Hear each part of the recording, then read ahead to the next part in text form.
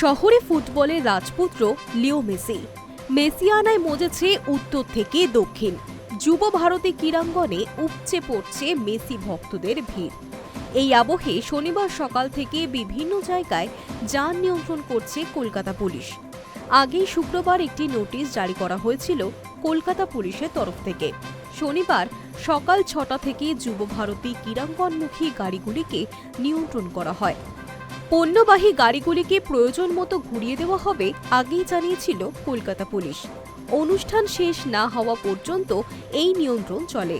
পুলিশের তরফে আরও জানানো হয়েছে, ইএম বাইপাসে সায়েন্স সিটির কাছে পানামা আইল্যান্ড থেকে উল্টোডাঙ্গা উড়ালপুল পর্যন্ত উভয় দিকে পণ্যবাহী যান চলাচল নিয়ন্ত্রণ হবে। প্রয়োজন পড়লে গাড়িগুলিকে ঘুরিয়ে দেওয়া হবে।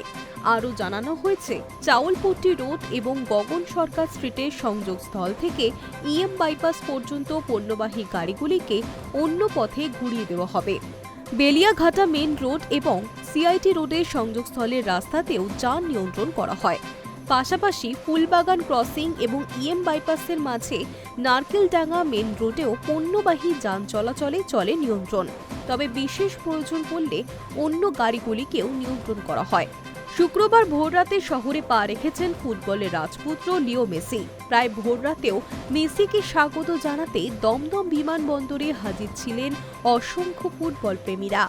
এমনিতে মেসির কলকাতায় পা রাখার কথা ছিল ১:৩০ নাগাদ, কিন্তু নির্ধারিত সময়ে বেশ খানিকক্ষণ পর মেসির বিমান নামে কলকাতায়। রাত ২:২৬ নাগাদ তার বিমান নামে।